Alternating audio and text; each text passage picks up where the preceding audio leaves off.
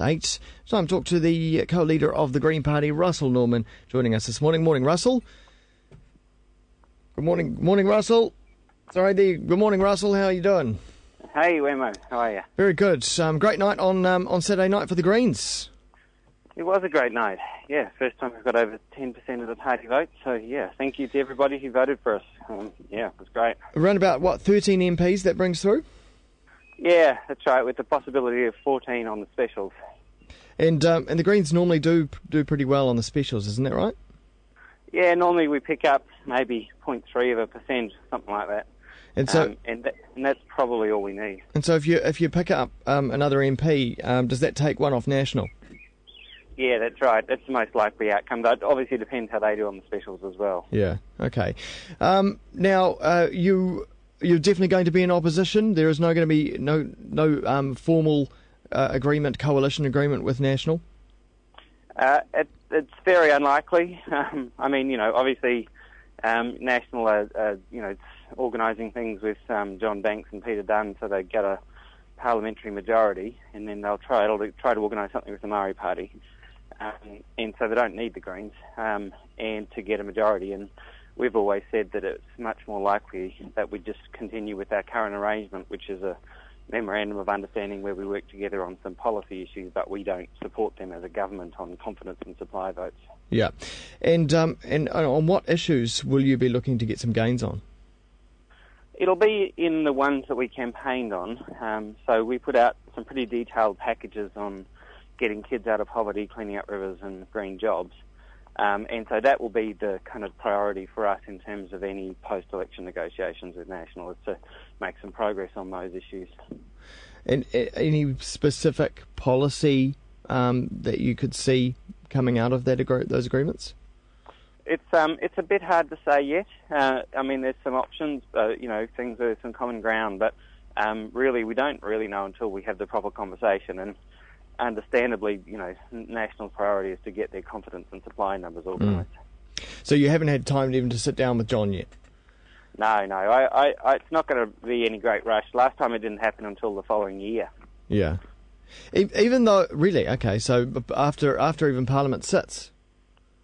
Yeah, last time, it happened in the new year. Okay.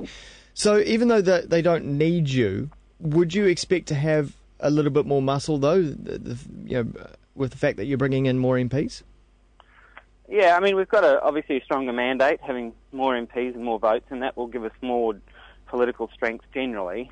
And, how that translates into any post-election agreement with National is unclear. But it certainly more generally means that we're going to have a much stronger presence and much louder voice, if you like, to argue for our issues. Yeah. And post sort of 2014, of course, National will be looking for support partners into the future. Do you see that going forward, that National might start warming to environmental policies? Well, we always hope so. So part of the green agenda, if you like, what we've always been pushing is trying to push the other parties to adopt our policies, because, that we want to get change. That's why we're in the business. And so, if we can get National to adopt more of our policy, that would be great. We'll see how we go. It's, it can be, obviously there's some pretty big differences between the Greens and National. Okay, well, looking at something that's actually happening right now, the talks are getting underway in Durban. Have you been looking at what's been happening there, and do you think that they're going to come to any kind of agreement? I've looked at it a little bit. Obviously we've been pretty distracted because of the election here, but those talks are vitally important to the future of humanity. So at this stage it doesn't look particularly hopeful, but we'll be following it closely, and the Green movement will be well represented there and be trying to put pressure on the decision makers to actually reach an agreement about a way forward. Because looking at the way the government is shaping up, are we moving forward from where we were 3 years ago with climate change issues in New Zealand, or are we stepping backwards? I suspect it's probably the status quo. National, when they got in, one of the first things they did was they weakened the emissions trading scheme. They didn't abolish it, so I guess that's better than what they would have done, previously. and they removed some of the kind of standards around energy efficiency and so forth. But they haven't been the end of the world in terms of energy efficiency. So I think we're probably going to get an ongoing kind of, it's going to be a bit like that into the future. But our emissions are increasing though, aren't they? The recession has had an effect on our emissions, and our electricity emissions have come down a bit with the rain, so they're a bit weather dependent because it depends how much hydro. But we have also been putting in a lot more geothermal and wind, so that's been helping with our electricity emissions. Our transport emissions, they've kind of plateaued a little bit, partly because of the price of oil. It's had an impact on it. But obviously our agricultural emissions continue to increase quite significantly. What's helping us at the moment is the carbon being sucked down by the trees, so that our net Kyoto figures, which are about how much emissions you have minus how much has been taken down by trees, they're relatively static and not looking too bad. But the problem we've got is further down the track beyond the 2012 period when Kyoto ends, we've got the problem of what happens when all those trees are harvested. We could see a huge spike in our net emissions when those trees are harvested, and that could be a real problem for New Zealand and, of course, the climate. Talking about transport emissions, I know that the Greens made a big deal of the CBD rail loop for Auckland. That's pretty much off the table now, isn't it? I think it's probably. I mean, we'll keep pushing for it. And, of course, John Banks did say that he supports it. So I did see a column in the New Zealand Herald, I think it was yesterday or the day before, where they're saying that he needs to use his leverage to get that.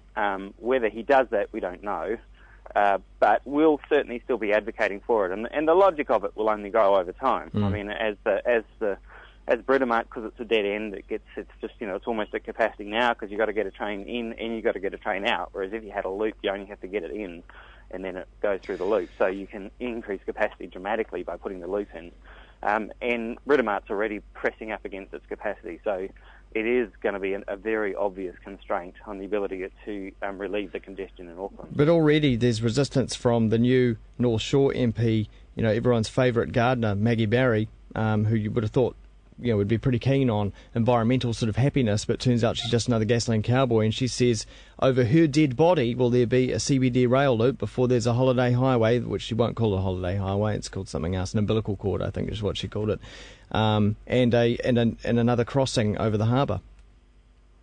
Yeah, I mean, and obviously national, as I've said many times, when it comes to transport and all that, they're a century old, so they've got last century's view on it, and they want to build a transport system for the 1950s, not the 2050s, and whatever they build is going to last for the 2050s. So, obviously they're a problem.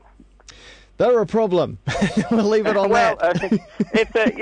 There is some very, very old-fashioned thinking stuck within National, and to a lesser extent within Labor, about transport.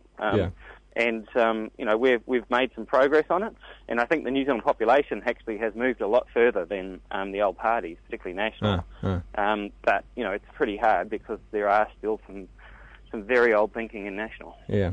All right. Hey, thanks very much, Russell, and congratulations once more. Cheers very much. Russell Norman, co-leader of the Greens.